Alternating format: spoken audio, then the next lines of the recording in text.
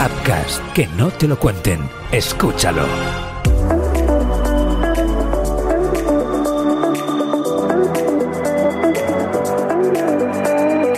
Se dicen muchas cosas, pero pocas se salsean. Esto es Puro Salseo, con Nuria Marín. Hola, ¿qué tal? Estáis escuchando Puro Salseo, un podcast que va más allá del cotilleo, porque aquí tratamos de buscar nuevos enfoques y, ¿por qué no?, nos gusta dignificar el periodismo rosa y darle una vuelta, tanto que hoy no vamos a hablar de periodismo rosa en sí, sino que vamos a hablar de true crime mezclado con salseo. Nos gusta elevar el periodismo llamado de cotilleo, incluso criticarlo, ¿por qué no?, pero con nuestro toque macha, vamos a decirlo, porque nos gusta mucho pensar que cuando nos escucháis os imagináis que estáis con nosotros en un bar, a ser posible un Starbucks, tomando, que no nos paga, pero es que nos gusta mucho a Mar y a mí, que cuando venimos a hacer el podcast siempre nos tomamos nuestro matcha en el Starbucks, y si no os gusta el matcha no pasa nada, podéis tomar otra cosa, no es obligatorio que toméis matcha. Yo es que me siento un poco matcha en la vida, o me amas o me odias, pero a medida lo vas probando te van cantando y luego pues no puedes parar. Avisados estáis, vais a acabar amando al matcha y a mí. Bueno, antes de entrar en materia, me gustaría comentar que Central Lechera Asturiana colabora con Puro Salseo en este episodio. Además, me encanta que así sea porque Central Lechera Asturiana es una marca comprometida en mantener al máximo la esencia de sus productos y por eso los elabora sin aditivos artificiales. Una marca transparente que muestra el listado de ingredientes siempre bien visible en el frontal de sus envases. Puro Salseo, con Nuria Marín. Carmen Corachini, ¿qué tal? ¿Te gusta el matcha? Hola, bellísima Nuria, ¿qué tal estás? Pues mira, yo soy más de frappuccino, el matcha no me convence demasiado. No. Soy más dulcecita, más dulcecita. Sí. Este tiene un sabor complicado, yo lo reconozco, ¿eh? Carmen es repetidora en nuestro podcast, ella además de ser presentadora del Tiempo en Mediaset, también es criminóloga y sabe un montón de las cosas de las que vamos a hablar hoy. Además, Carmen y yo coincidíamos todos los fines de semana en maquillaje en Telecinco, ella para hacer sus cosas de la meteo y yo para hacer Socialité. ¿Qué tal por ahí? ¿Me echáis un poquito de menos? Ay, es que ya no son las mismas las mañanas sin ti, por favor. Esos cotilleos, esas charlas a las 11 de la mañana sí, en maquillaje y peluquería eran muy divertidas. Sabate. De verdad, es que de verdad te lo digo, que se echa de menos tu explosividad por allí. Sí, un poco intensa yo ahí. Yo también os echo de menos a vosotras, pero es que la verdad es que este mundo es tan cíclico, yo creo que no hay que apegarse a la tragedia, porque al final todo el mundo acaba coincidiendo otra vez en una cosa u otra, y fíjate, ahora estamos coincidiendo aquí en el podcast, te doy las gracias por participar, porque hoy quiero hablaros de un tema que conmocionó y fascinó a partes iguales a España allá por los años 80 y que vuelve a estar de actualidad, y ahora os contamos por qué. Estoy hablando del crimen de los marqueses de Urquijo. ¿Tú recuerdas este crimen? ¿Escuchar hablar de él? Bueno, yo creo que es uno de los que más han conmocionado la crónica negra española porque lo tiene todo, tiene misterio, tiene unos marqueses que siempre un poco la alta sociedad nos produce cierta fascinación, y sobre todo porque todavía hoy en día sigue habiendo muchas incógnitas, o sea que es uno de los casos por lo menos más comentados. Podríamos decir que sigue sin resolver al 100%, porque hay dudas, ¿no?, de cómo se resolvió. Sí, es que todavía hay muchas dudas, hay muchas especulaciones, muchas hipótesis. La sucesión de hechos, además, en su momento fue bastante criticada porque la investigación no se llevó de manera correcta. No. Y luego las personas implicadas también, la familia, el yerno, en fin, tiene muchos jugos por ahí. Os preguntaréis por qué Carmen y yo estamos hablando de este tema. Ni ella ni yo habíamos nacido cuando se cometió el crimen, pero sí que es cierto que se estuvo hablando. ¿Tú qué año naciste, Carmen?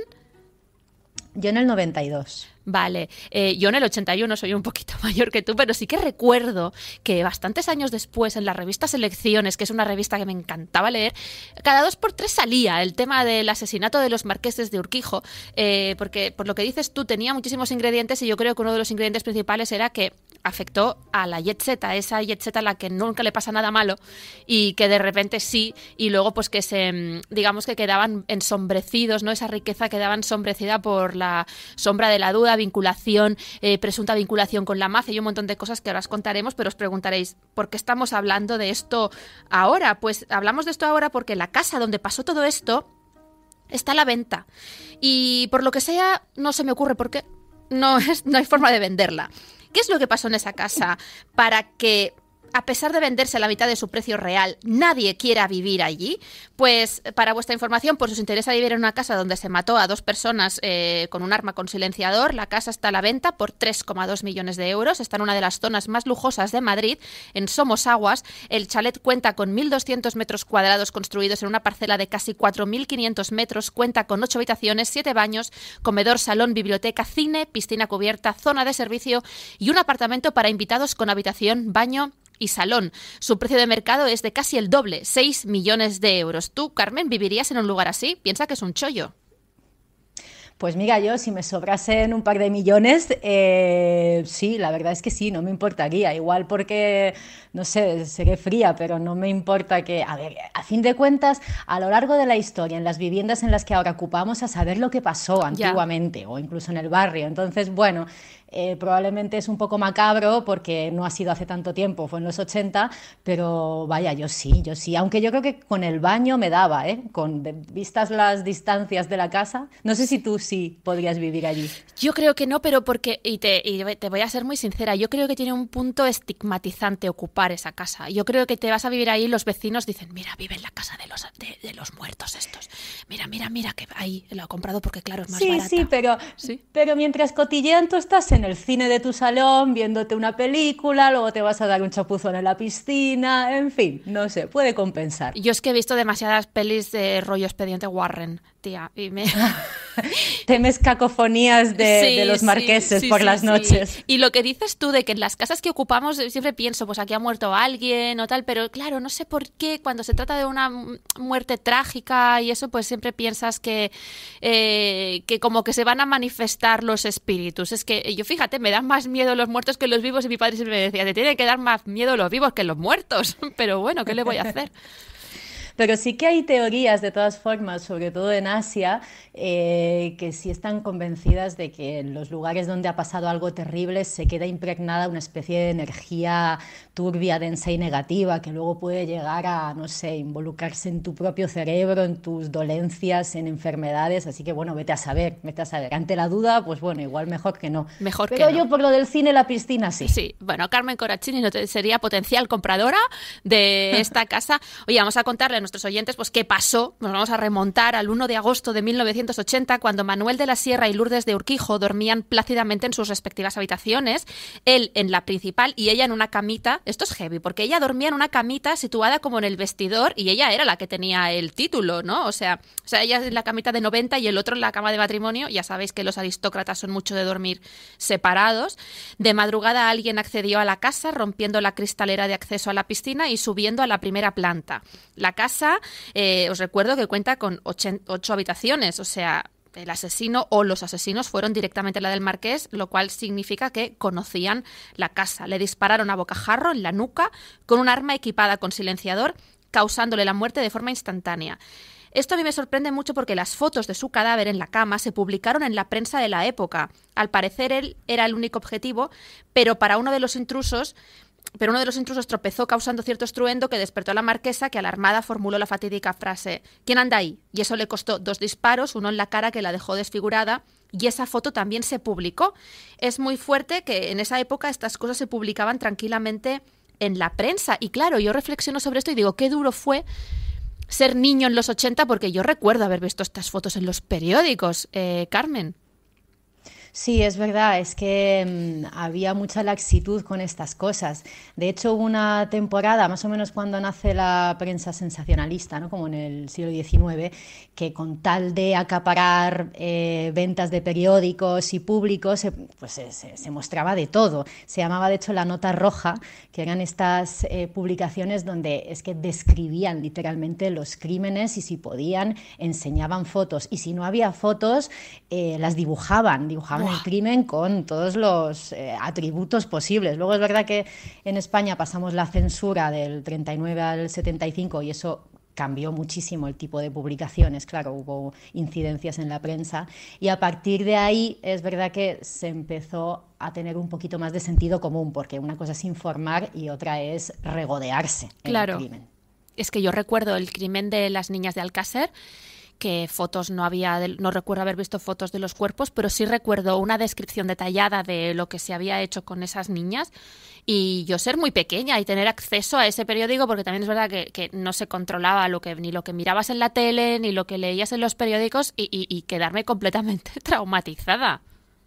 No, claro, es que no son imágenes propias para que el público infantil o incluso personas simplemente sensibles las vean. O sea, mi madre, por ejemplo, no querría verlo y no es público infantil. Es que es innecesario, es innecesario. De todas formas, hoy en día todavía hay algunas publicaciones más pequeñas que sí utilizan el sensacionalismo puro, pero está mal visto. Hoy en día hay una especie de pacto tácito entre medios de comunicación, también un poco por el derecho de las víctimas, por el derecho de los familiares y por tener un cierto decoro, vaya. Claro, totalmente. Los marqueses de Urquijo tenían 2 hijos, Miriam y Juan, que esa noche no estaban en la casa.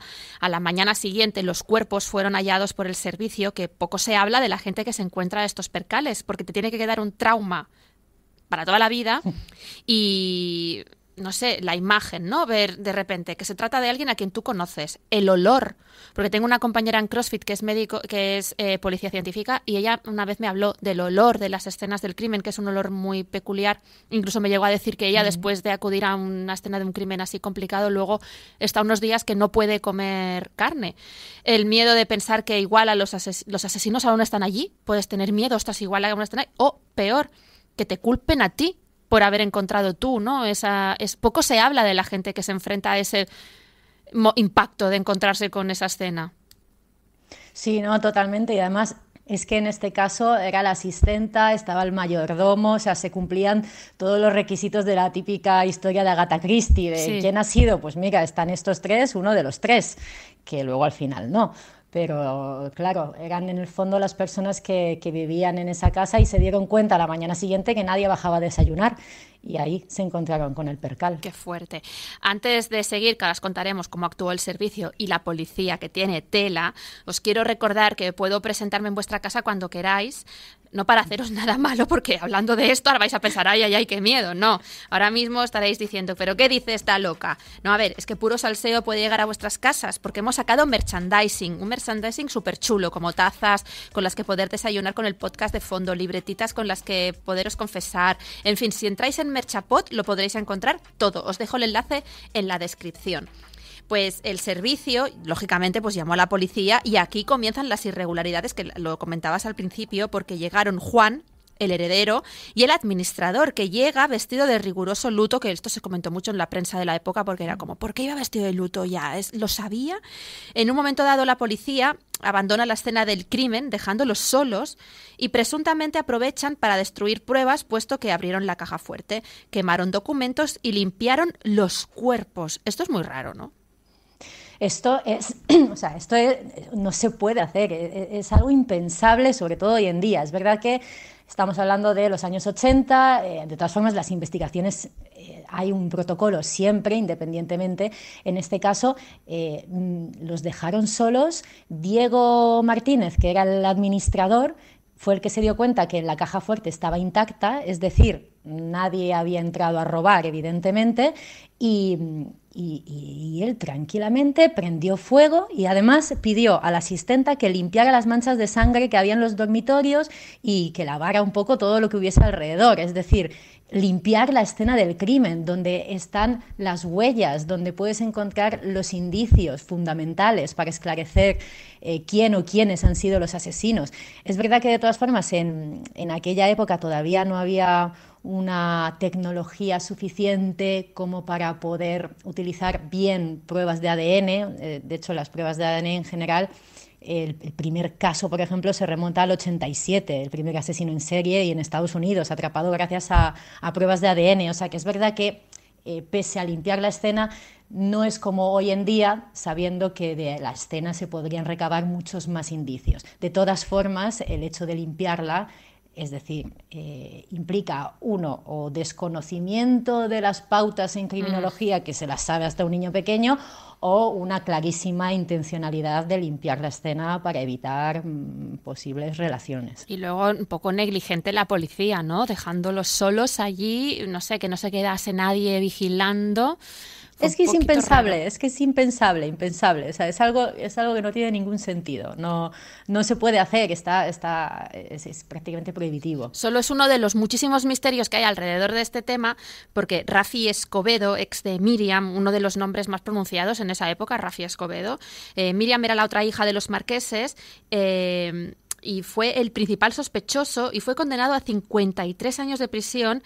Él llegó a confesar el crimen, pero dio un montón de versiones y murió defendiendo su inocencia. De hecho, dio una entrevista a Jesús Quintero, que hizo unos programas desde cárceles, y él dijo que ya no tenía motivos para vivir, pero que antes de morir tiraría de la manta. Poco después lo encontraron ahorcado en su celda con una sábana. La autopsia determinó que había restos de cianuro en su sangre. ¿Tú crees que lo mataron? De hecho, hay investigaciones que apuntaban a que habría muerto antes del ahorcamiento, es decir, alguien le mató, no se suicidó. Pero por otro lado, el psicólogo que lo trataba en varias entrevistas sí que afirmaba que era una persona depresiva con tendencias suicidas. Entonces a él no le extrañó la posibilidad de que se suicidase. Pero claro, las pruebas indicarían que la ingesta de cianuro previa al ahorcamiento le habría matado. Fíjate. Entonces no habría sido un suicidio. Y también te digo que de todas formas estos acontecimientos dentro de las cárceles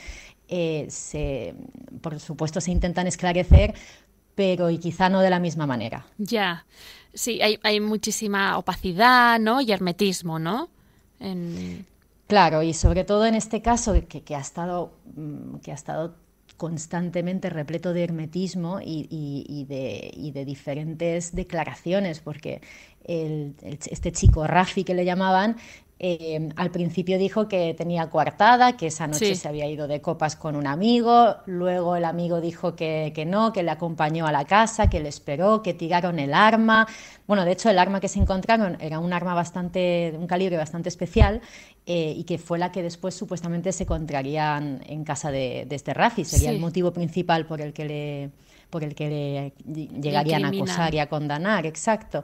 Pero hay una gran variedad de declaraciones que se van contradiciendo, porque después Rafi en la cárcel, después de bastante tiempo, termina diciendo que había sido forzado a declararse culpable, pero que en realidad no había sido él.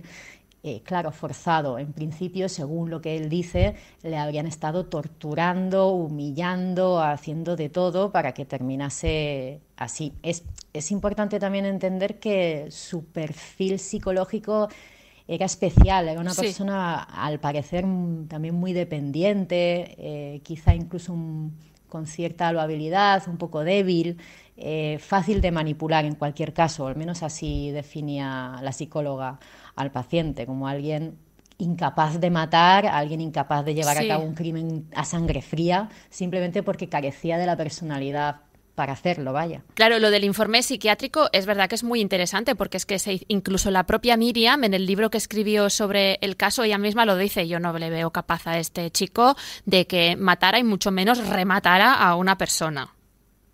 Claro, lo que pasa es que después otras fuentes dicen que esta mujer se estaba empezando a ver con otro, con el americano, y de hecho se iban a divorciar, a la nulidad matrimonial.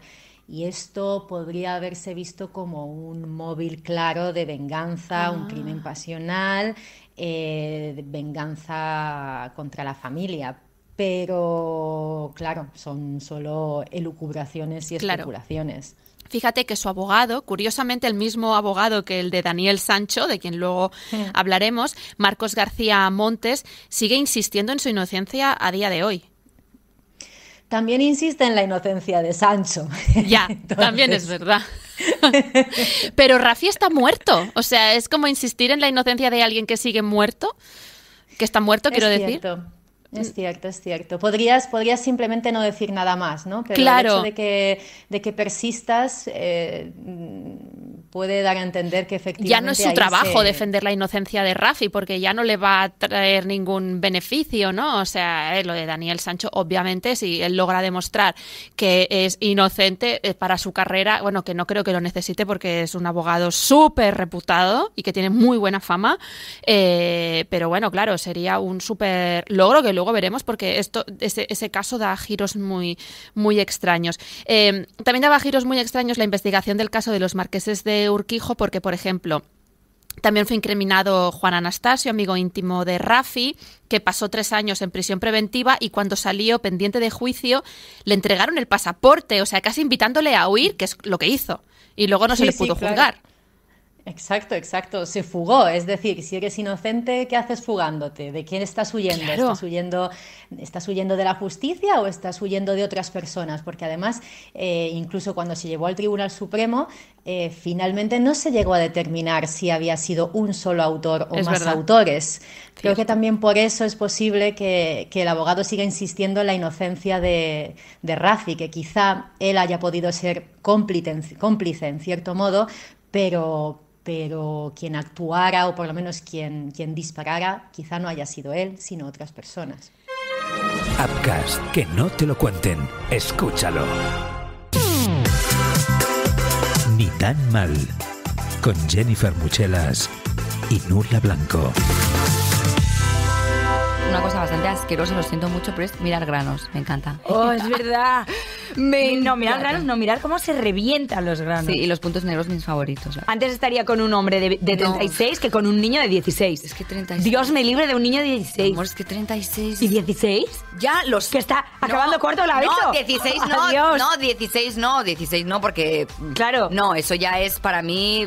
Sí. Como si fuera ilegal, ¿vale? ¿Pero tú te crees que yo tengo pelos así de cortos? ¿Dónde los tengo? No, les de Lisa, ¿de qué color es? Los Pero son pelos. cortos. A mí no me molesta igual ver un pelito así. Pero se que te ver- enganchan en la ropa negra. Sí, pero no se ven en la negra. Claro, pues a mí sí. Pero en la blanca sí. Ah, otro truco, perdón, hablando de llamadas y ya terminamos con esto de las llamadas, pero si cuando cojáis el teléfono no tenéis que decir sí, tenéis que decir hola, porque si decís sí, estáis aceptando a lo mejor algo. ¿Es en serio Sí, esto? te lo juro, me salió en TikTok. Nos despedimos de este capítulo y un beso. Un besito enorme, nos vemos el próximo viernes. Pon la palabra Upcast en el buscador de tu plataforma de podcasting y conoce todas nuestras producciones. Upcast, que no te lo cuenten. Escúchalo. Puro salseo con Nuria Marín. Yo no sé si lo sabremos algún día. Hubo otro condenado también por encubrimiento, Mauricio López Roberts, y también, esto también me fascina porque se sospechó también de los hijos, pero todas las líneas de investigación que se abrieron sobre ellos se cerraron apartando a aquellos que investigaban al respecto. Sí, es que en el fondo tenían a un sospechoso perfecto y ¿para qué? ¿No? Claro. ¿Para qué?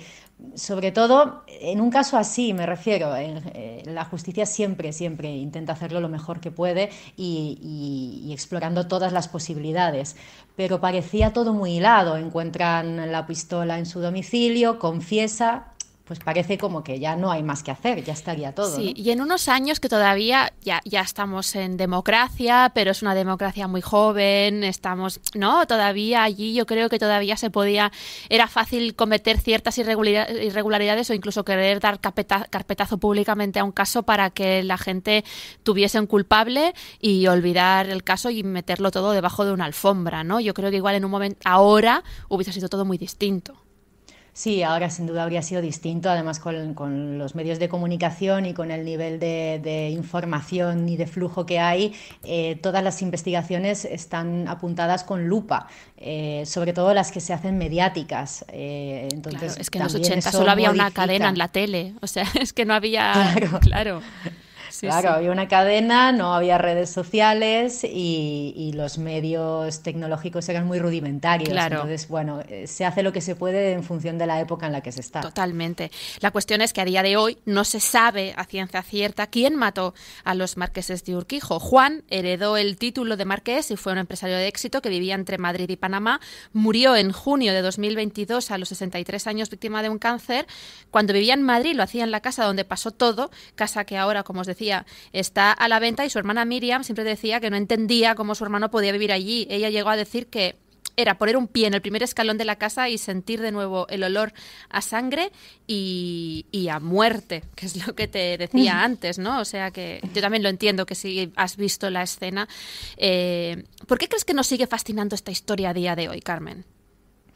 Yo creo que todos los casos sin resolver del todo, o los que todavía tienen ciertas incógnitas en el aire, nos mantienen atrapados. Es como cuando termina una serie con todavía alguna trama por resolver y esperas al año siguiente para seguir viéndola, ¿no? Además, eso nos pasa con muchos otros casos todavía por resolver. Fíjate, si no se siguen haciendo investigaciones sobre Alcácer, Sí. todavía hay documentales sobre Marta del Castillo, se sigue hablando de Jeremy Vargas, es decir, todo lo que queda un poco irresuelto sigue tocando nuestra curiosidad y además esto de la curiosidad se le añade lo embelesado de todo, de los marqueses, Sí, que jet set y sí, la lujo. jet set, Estos exacto. crímenes ya han prescrito, ¿no? O sea, si ahora saliese alguien y dijera yo los maté, ¿no le pasaría nada o sí? No le podría pasar nada porque han prescrito todos los delitos, quitando los de lesa humanidad, genocidio o algún tipo de crimen de guerra o terrorismo, por ejemplo. Estos son los únicos que no prescriben, es decir, dentro de 40 años, si se descubre que una persona ha cometido un acto terrorista, puede ser incriminado. Sí. Pero el resto, en función del tipo de pena, digamos lo máximo del tiempo son 20 años, pues ya está. ¡Qué fuerte! 20 años pasan, sí. Sí, de hecho hay muchas contradicciones porque en función de la visión jurídica a la que se apele, pues hay grupos que piensan que esto es una seguridad jurídica porque se entiende que con el paso de los años la gente cambia, las circunstancias se modifican, no se puede culpar a alguien en el 2020 por algo que hizo en el 82 porque, bueno, las circunstancias, ¿no? Sí. Pero, por otra parte, otros piensan que de esta manera estás facilitando la impunidad y, de hecho, ha sucedido que muchas personas, después de pasados esos 20 años, han afirmado haber sido los asesinos y además regodeándose en el hecho de... qué fuerte. Además, de no en plan, ser. teniendo la oportunidad de limpiar su conciencia, en plan, bueno, lo he dicho, ¿sabes? O sea, me parece... Claro. O sea, que, por sí. ejemplo, los que están implicados en el caso Marta del Castillo, que creo que ya hace 15 años, si esperan 5 años más, ya ha prescrito. Sí, exacto. Todavía hay tiempo, no sé si será lo suficiente en vista de los acontecimientos. Eso me parece tan fuerte, sí. Carmen, que a día de hoy todavía no digan dónde está el cuerpo. Claro, es que si hay cuerpo les pueden les pueden condenar, ¿no? A los que están en la calle y eso, ¿no? Porque claro, se podría hacer una autopsia o determinar cómo murió Marta, ¿no? Claro, sería fundamental, o sea, es que sería fundamental. De hecho, eso pasó también con Diana Kerr. Sabían quién era tenían un sospechoso clarísimo, que era el chicle, pero hasta que no encontraron el cuerpo no pudieron relacionarlo y sobre todo determinar la manera en la que murió, porque eso dice mucho de la crueldad de la persona. Total. Si fue accidentado. Es que yo creo que se tendría que poner, no sé, el crimen por crueldad, ¿sabes? Debería existir con una pena, ¿sabes? Porque es que realmente es muy fuerte que se esté castigando de esa manera a la familia de Marta del Castillo, que es un caso que yo me parte el corazón porque no pueden cerrar saben que ya no está, pero no saben dónde está y no pueden cerrar, ¿no? ese duelo. Pero bueno, sí. A todo esto antes nombrábamos a Marcos García Montes, un abogado peculiar por su look, pero a mí todo el mundo me dice que es infalible, o sea que es muy bueno. Él junto a Carmen Balfagón luchan por probar la mínima implicación de Daniel Sancho en la muerte del cirujano colombiano Edwin Arrieta. Es fuerte, Carmen, porque nos pasamos todo el verano hablando de este tema en los medios y ahora apenas nadie comenta nada. ¿Por qué crees que es? Es verdad, de hecho tú y yo lo hablamos durante el verano. Es que es verdad que fue la noticia de la crónica negra de la temporada. Lo que pasa es que como ahora estamos todavía a espera de juicio, que serán unos 3 meses si no cambia nada, no están saliendo noticias nuevas, no deja de ser todo un darle otra vez vueltas a lo mismo, entonces claro, ha perdido un poco de noticiabilidad. Pero vamos, que de todas formas cositas han pasado. Sí, yo quería comentar contigo, aparte de, por favor, hagamos un stop para hablar de esa declaración pública que hicieron el abogado y la portavoz, con esa puesta en escena surrealista, con unos Increíble. cuernos de marfil detrás, una calavera de fondo, contando que la policía tailandesa había manipulado el testimonio de Daniel Sancho, como lo que decías antes con Rafi Escobedo, ¿no? Quien ahora trataría de probar que sí desmembró a Edwin, pero que no lo mató, y que los cuchillos los había comprado para grabar unos vídeos de cocina. Es que es esperpéntico, o sea, fue bastante esperpéntico.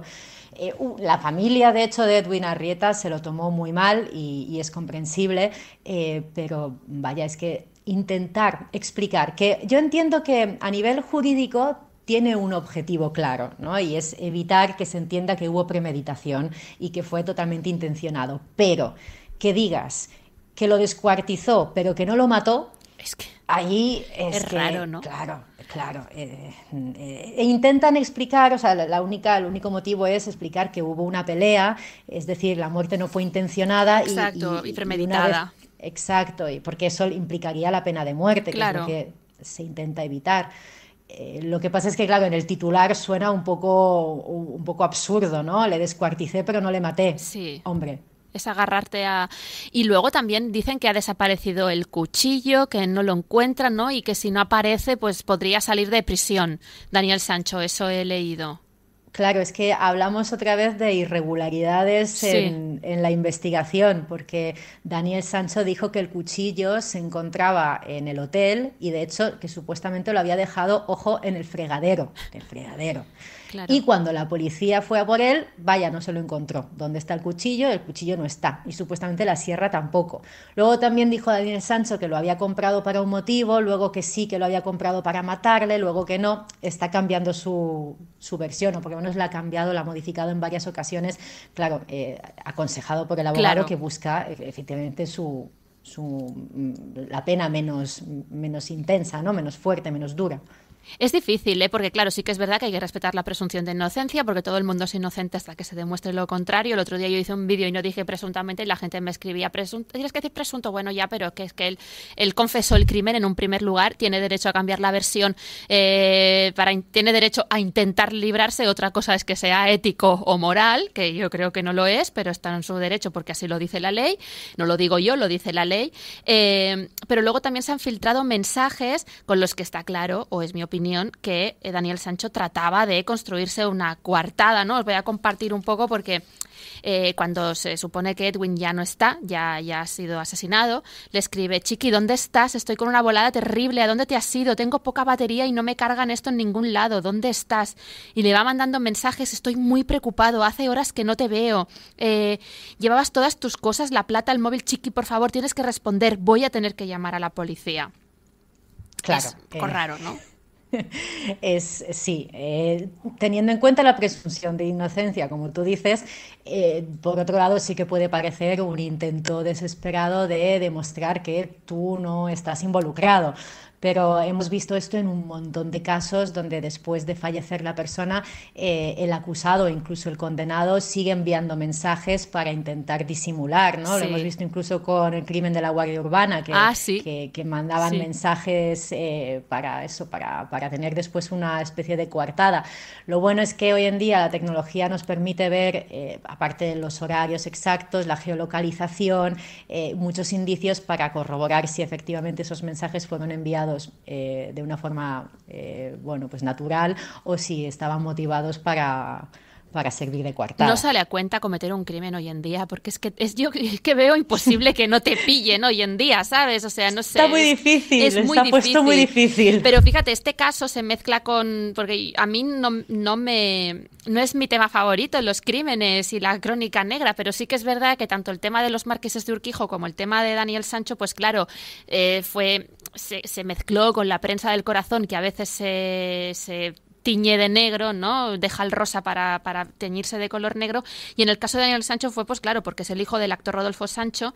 Y yo hay una reflexión que hice cuando se supo del crimen, que fue en el mes de agosto, cuando había pues esa típica sequía de noticias, ¿no? Estaba en Madrid y recuerdo hacer un vídeo reflexionando sobre, jolín, obviamente lo siento mucho por la víctima, pero también lo sentía mucho por Rodolfo Sancho, porque inevitablemente a él le iba a pasar factura. Él es personaje público, es actor y claro, fíjate que él no ha estado presente en ningún acto promocional de su serie Zorro, que coprotagoniza junto a Miguel Bernardo. Él es el malo de la serie, la némesis del protagonista, de Miguel Bernardo, que es el bueno. No hay series y no hay un villano.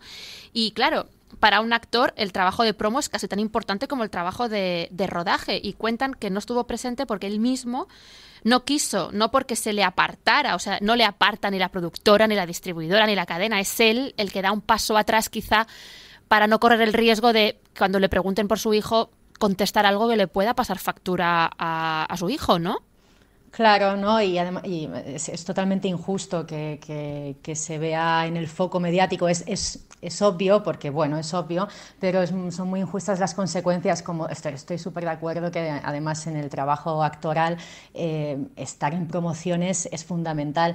Y también es verdad que tú y yo hemos estado en premiers, en preestrenos, sabemos cómo funciona en el fotocall, y más allá de que pueda decir algo que pueda inculpar a su hijo, que pueda tener, no sé, consecuencias negativas para la investigación, la avalancha de micrófonos que se le iban a poner encima iba a ser muy molesta, porque además se dejaría de hablar de la película, se dejaría de hablar de la serie, de la obra audiovisual, y todo se concentraría, como es comprensible, porque al final la prensa va a la noticia, claro, ¿no?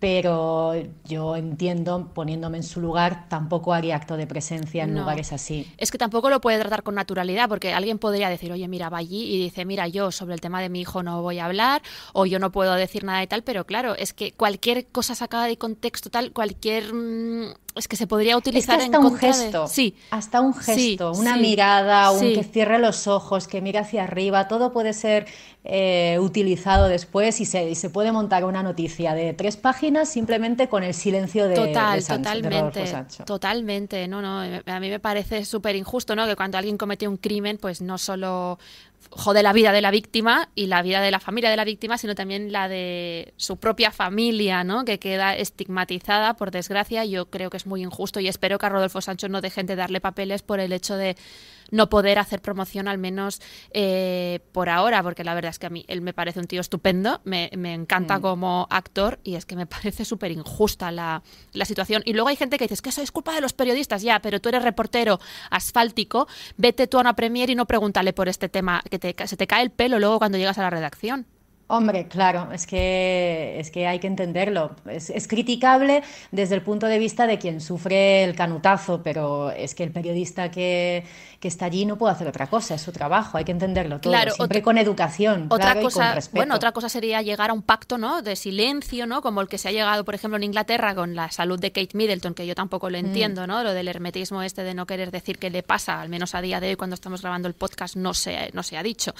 Pues hubo como un pacto con la prensa británica dejó de cubrir, dejó de hablar del tema, porque a lo mejor se avisó medio a medio, oye, mira, la situación es la que es, por favor, no digáis nada, y se respetó. No sé si se podría también llegar a algún tipo de acuerdo con la prensa, si se ha llegado con la británica, que es bastante más chunga que la española. Ya, pero es verdad que los ingleses tienen una fascinación muy grande por la realeza y por su casa real, entonces a lo mejor por eso también se entendió que sería una forma plausible de llevar lo que sea que le esté pasando a ella, ¿no?